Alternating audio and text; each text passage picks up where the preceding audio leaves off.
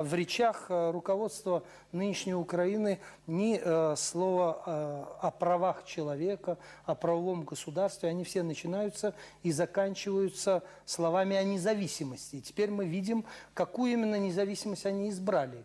Для этой их независимости, оказывается, прежде всего нужна армия. Армия, которую они бы сколотили в как можно более короткие сроки. Затем им понадобился еще и Черноморский флот. Но я не сомневаюсь в том, что завтра они предъявят соответствующие претензии, да уже, собственно, предъявили и на ядерное оружие. Все республики-учредители, которые вошли в состав Союза в 1922 году, после того, как они сами же аннулировали договор 1922 года, должны вернуться в те границы, в которых они вошли в состав Союза. Даже если предположить такую нелепость, что Крым – это территория Украины. Так вот, с этой точки зрения я считаю, что вполне возможно соглашение между Россией и Украиной, но, насколько мне известно, Севастополь никогда не был базой украинского военно-морского флота. Это всегда была база российского флота, и это ситуация, которая не может измениться под влиянием каких-то сиюминутных обстоятельств. То, что складывалось веками, в один день, даже если это решили представители коммунистической номенклатуры вкупе с националистами, это в один день изменить невозможно.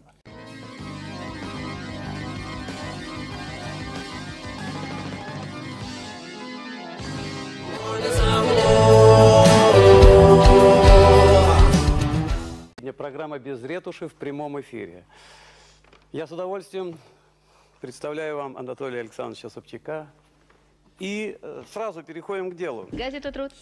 Спасибо. Николай Дорофеев, газета «Труд». Я бы хотел вас попросить, Анатолий Александрович, немножечко, так сказать, приподняться вот над уровнем, скажем так, городских проблем мэра, и вот о чем поразмышлять вместе с нами.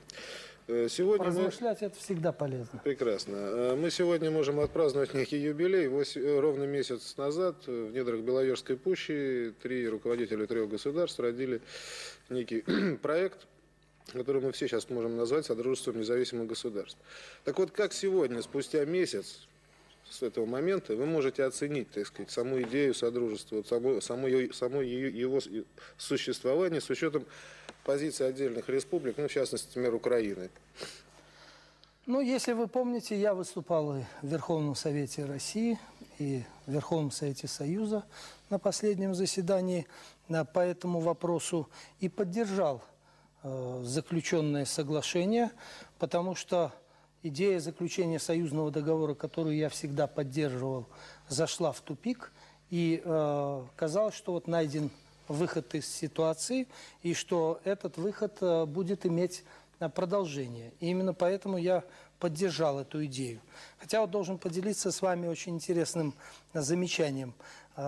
Само слово «содружество» принадлежит, я уж не знаю, может быть, кто-нибудь из тех руководителей, который подписал соответствующий документ или готовил его, себе присваивают авторство на это, но у меня сохранилось письмо полуторагодичной давности, в котором Дмитрий Сергеевич Лихачев писал мне о том, что вот учитывая, что когда как раз шла первоначальная работа над союзным договором, учитывая, что слово «союз» себя очень скомпрометировало и связано с представлением о коммунистической империи, не лучше ли найти другое слово, и с точки зрения русского языка, ему кажется, слово «содружество» будет наилучшим обозначением того будущего конфедеративного государства, о котором шла речь.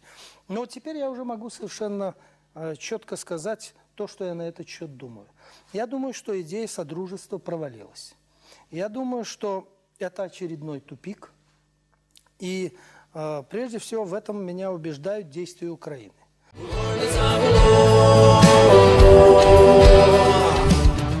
Как известно, именно Украина заняла ту позицию, которая привела вот к этой идее содружества.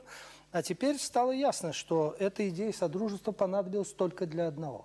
Для того, чтобы использовать эту идею как определенную, так сказать, передышку и за этот период создать свою собственную армию.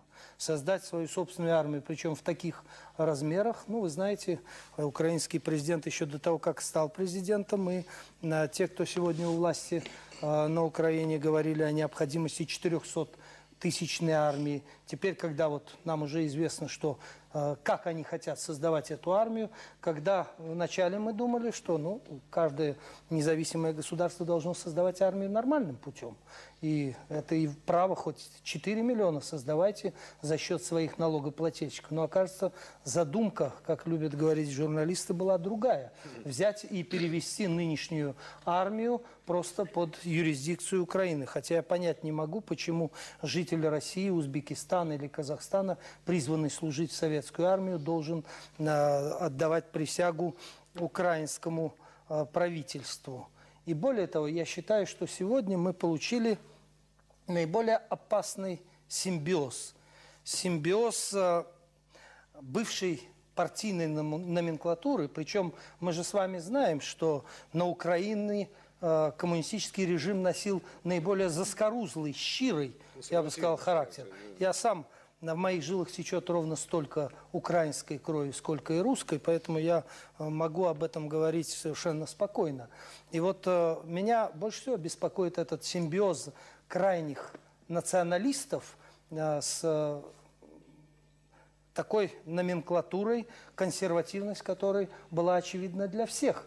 А сегодня они очень быстро нашли друг друга. Если вы обратите внимание, в речах руководства нынешней Украины ни слова о правах человека, о правовом государстве, они все начинаются и заканчиваются словами о независимости. И теперь мы видим, какую именно независимость они избрали. Для этой их независимости, оказывается, прежде всего нужна армия. Армия, которую они бы сколотили в как можно более короткие сроки. Затем им понадобился еще и Черноморский флот. Но я не сомневаюсь в том, что завтра они предъявят соответствующие претензии, да уже, собственно, предъявили и на ядерное оружие.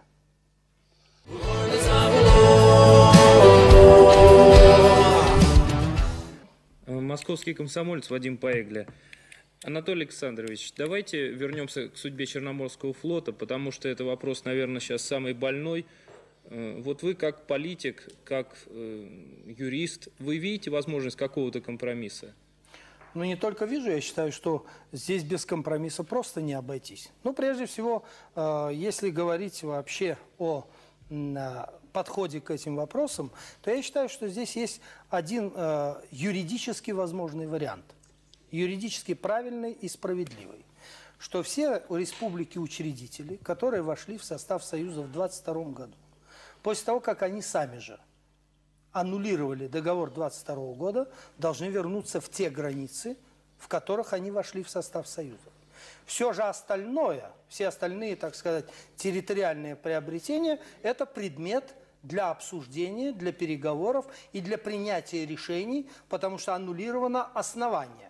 Но, правда, президент Украины высказал мнение, что для него этот договор вообще не имеет никакой силы, как и все, что произошло при советской власти. Хотя он тоже немалую руку к этому приложил в качестве секретаря ЦК и члена Политбюро Украины. Но он предпочитает вернуться к Переяславской Раде и к временам Богдана Хмельницкого. Но прекрасно, давайте вернемся к тому договору и вернемся к Украине в границах того договора. Все остальное должно быть предметом обсуждения и переговоров.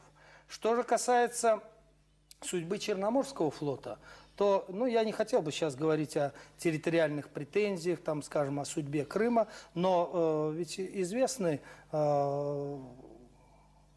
достаточно большое количество прецедентов, когда военно-морские базы находятся одного государства на территории другого государства, даже если предположить такую нелепость, что Крым – это территория Украины.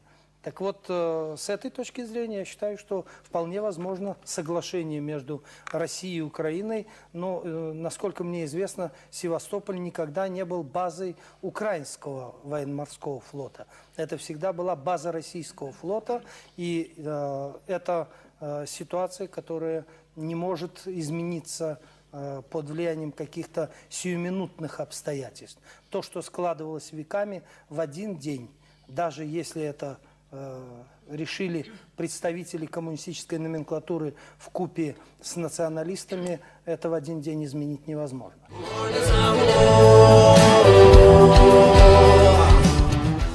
А допустим, что Украина на это не 15 секунд согласна. осталось. Тогда действия России, это экономические, я не знаю, санкции, еще какие-то, в Нет, ответ я считаю, что территориальные здесь претензии. дело не только в России. Я считаю, что здесь это вопросы для международного сообщества, потому что действия Украины в отношении, скажем так, советской армии и флота, это действия, которые представляют колоссальную угрозу для всего человечества в целом. И поэтому здесь вполне возможно проведение ими определенной международной конференции, переговоров, связанных, скажем, под эгидой, скажем, Организации Объединенных Наций, с участием ведущих стран мира для того, чтобы выработать определенные взаимоприемлемые решения. Я противник решать какие-либо территориальные конфликты силой. Здесь должны быть переговоры, но здесь и нельзя упускать время. Нельзя допускать, чтобы Украина уже создала такую армию, которую, если она создаст, она обязательно пустит в ход.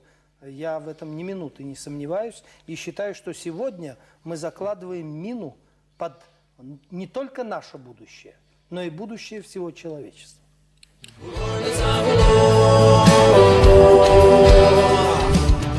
Потому что, вот, скажем, если говорить о той же Украине, к сожалению, мы ни одного грамма продовольствия, скажем, Петербург из Украины после заключения Беловежского соглашения так и не получили, хотя получили заверения и премьер-министра Фокина, и других руководителей украинского правительства о том, что вот немедленно при мне товарищ Фокин давал указания и распоряжения и заверил, что вот уже начата отгрузка, но ВОЗ и ныне там. И, судя по всему, вряд ли что-либо произойдет. Поэтому здесь нужно принимать определенные политические решения, и решения, прежде всего, в рамках СНГ.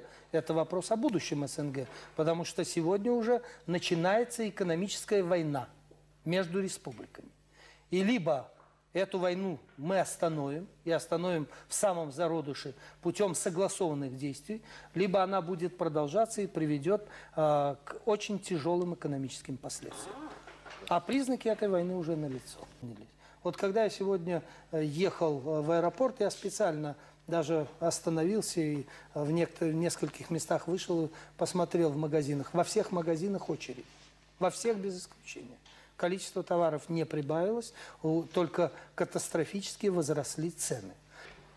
Есть по меньшей мере 3 источника прибавления количества товаров, как продовольственных, так и промышленных. Первый источник – это наше собственное производство. Второй источник – импорт.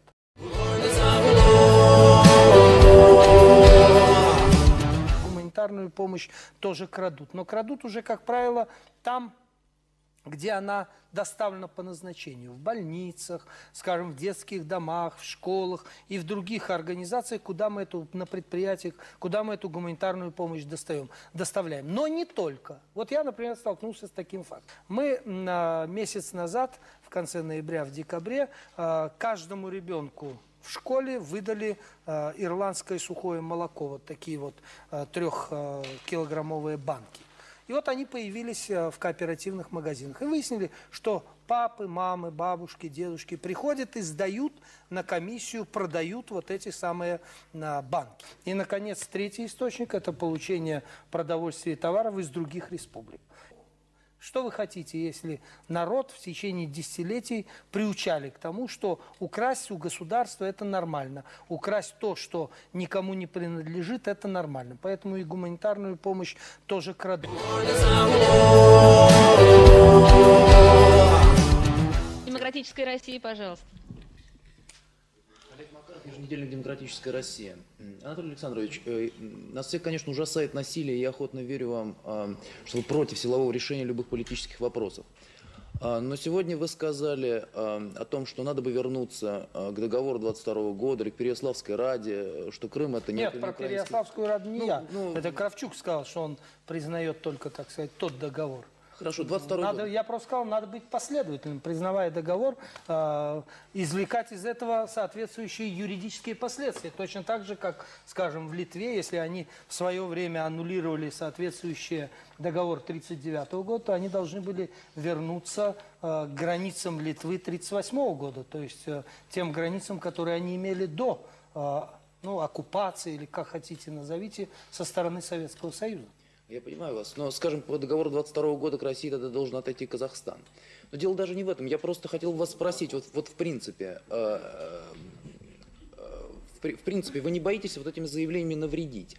Вот завтра кто-нибудь на Украине или, скажем, в том же Казахстане скажет, вот Собчак, авторитетный российский политик, призывает решать территориальные вопросы. Не даст ли это лишние козыри в руки сторонникам, скажем, украинской ядерной державы там, или сторонникам вообще державности? Вы знаете, вот хорошо, что вы задали этот вопрос, потому что очень часто журналисты интерпретируют так, как они хотят слышать, или как они соответствующие вещи поняли. Ведь я отнюдь не призываю к каким-либо территориальным притязаниям, а я просто говорю, что это должно быть предметом переговоров.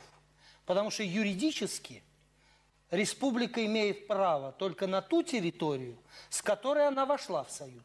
И если она аннулировала союзный договор вместе с другими участниками этого союзного договора, то она и должна возвратиться к своим прежним границам, а все последующие приобретения должны быть предметом переговоров. Не предметом борьбы, не предметом территориальных захватов или споров, но предметом переговоров между всеми участниками этого союза, между теми, кто входил в этот союз.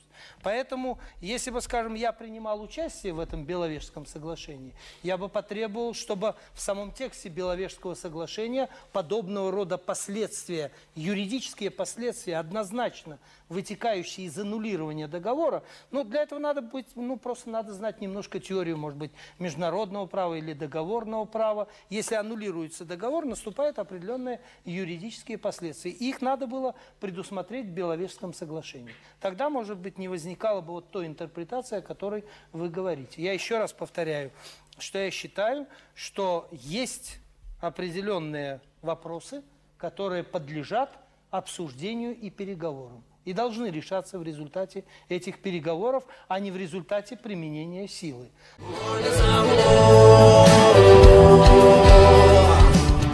Но меня очень беспокоит, и я хочу это подчеркнуть, то, что Украина свою независимость связывает главным образом с созданием мощных вооруженных сил. Но какое же государство без армии? Извините, газета «Известия» нас очень уже поджимает время. Николай Андреев. Я бы на это сказал, вот как раз по иронии судьбы, в тот день, когда было подписано Беловежское соглашение, европейские государства подписали соглашение о создании единого европейского государства и, соответственно, изменения и в этой области. Но, как вы понимаете, и в области вооружений, контроля над армией тоже. Но, как вы понимаете, ни Франция, ни Германия, ни Великобритания от этого не перестали быть независимыми государствами. А попытка, так сказать, соизмерить и соотнести государственный суверенитет только с наличием армии, это, простите, попытка из прошлого столетия. Вот возьмите, скажем, Японию. Как вы думаете, это суверенное государство? Вполне. Но по Конституции она до сих пор не имеет права иметь армии. У нее есть лишь силы самообороны.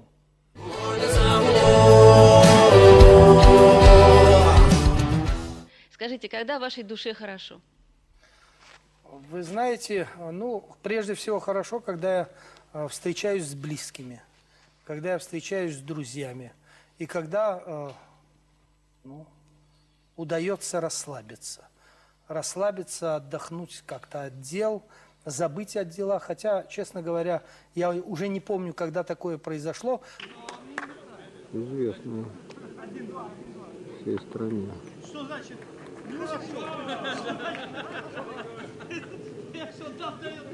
Вот это вот. Что-то знакомое лицо. Анатолий Александрович.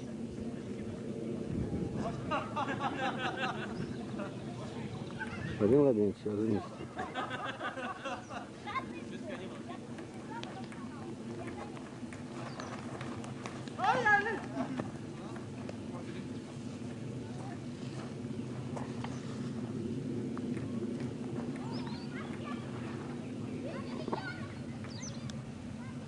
Все мы дружно отдыхаем на ферме Таместа.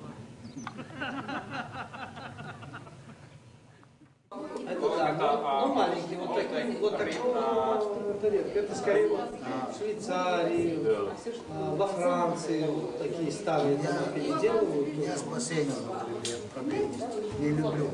Да. Они умеют, да, из малого сделать. Да, это вот мы пустим, это мы пустим на телевидение. 600 секунд. Анатолий Александрович, это я 600 секунд продам.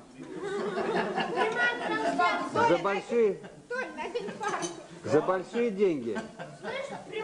Это можно продавать, скажете, вот как питается мэр, кости голодает. Да. Только кости у капиталистов подсунули. Единственное, что Да. Не видно, что это кости, вот в чем проблема. Нет, почему не видно? Сейчас мы все это сделаем В зависимости от ситуации, близко. можно назвать это и костью, и мясом. Вот чем питается мэр. Посмотрите. Да. Да, капиталисты съели все мясо, а мэру оставили одни кости.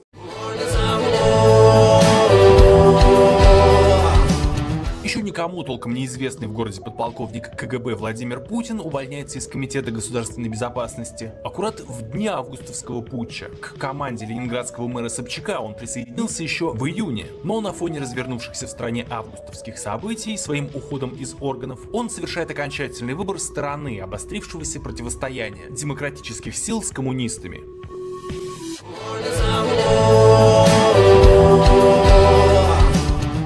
Я считаю, что вообще в процессе ликвидации Союза было принято немало юридически безграмотных и политически неточных или неправильных решений.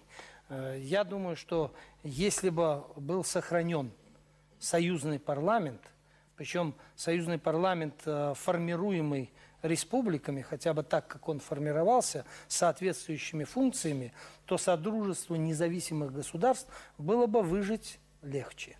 А сегодня у этого Содружества нет ничего, кроме ряда президентов, каждый из которых считает, что он не меньший президент, чем другой. И поэтому из такой ситуации, когда наши независимые республики думают прежде всего о независимости, а не о том, чтобы сохранить то, что не подлежит разрушению.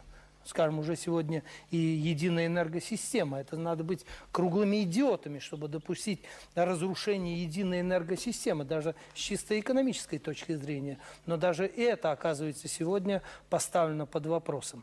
Поэтому мы сегодня не имеем юридических рычагов, которые бы нас объединяли, и даже место, где мы могли бы встретиться, обменяться мнениями или выразить свое отношение к действиям хотя бы того или иного президента. Это, кстати сказать, усиливает опасность возвращения не только к авторитарным, но даже к тоталитарным режимам в республиках. Особенно если учесть, что большинство нынешних республиканских режимов назвать демократическими никоим образом нельзя. Можно назвать националистическими, можно назвать определенным симбиозом националистических сил и бывшей коммунистической партократии, но, так сказать, вот полного заслуженного названия демократического пока еще вряд ли какое из нынешних правительств республик заслужило. Поэтому мне кажется, что вот это как раз очень опасно.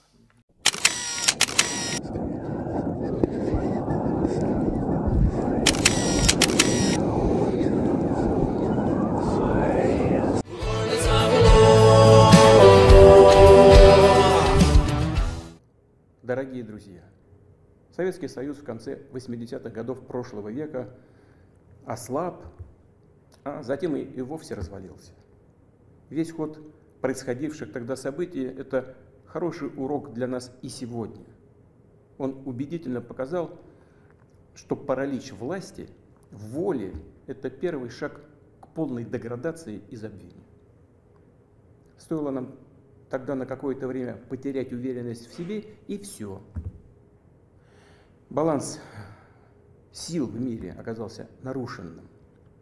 Это привело к тому, что прежние договоры, соглашения уже фактически не действуют. Для США и их союзников это так называемая политика сдерживания России. Очевидные геополитические дивиденды. А для нашей страны это в итоге вопрос жизни и смерти. Вопрос нашего исторического будущего как народа. И это не преувеличение. Это так и есть. Это реальная угроза не просто нашим интересам, а самому существованию нашего государства, его суверенитету. Это и есть та самая красная черта, о которой неоднократно говорил. Они ее перешли. В этой связи и о положении в Донбассе. Мы видим, что те силы, которые в 2014 году совершили на Украине госпереворот, захватили власть и удерживают ее с помощью, по сути, декоративных выборных процедур, окончательно отказались от мирного урегулирования конфликта. 8 лет, бесконечно долгих 8 лет мы делали все возможное, чтобы ситуация была разрешена мирными, политическими средствами. Все напрасно. Как уже говорил в своем предыдущем обращении, нельзя без сострадания смотреть на то, что там происходит. Терпеть все это было уже просто невозможно. Необходимо было немедленно прекратить этот кошмар, геноцид в отношении проживающих там миллионов людей, которые надеются только на Россию, надеются только на нас с вами.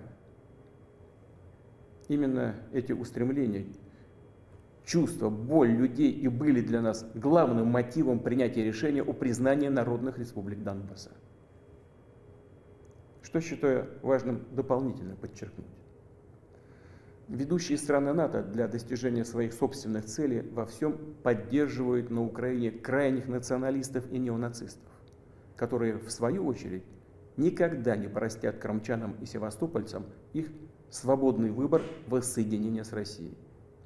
Они, конечно же, полезут и в Крым, причем так же, как и на Донбасс, с войной.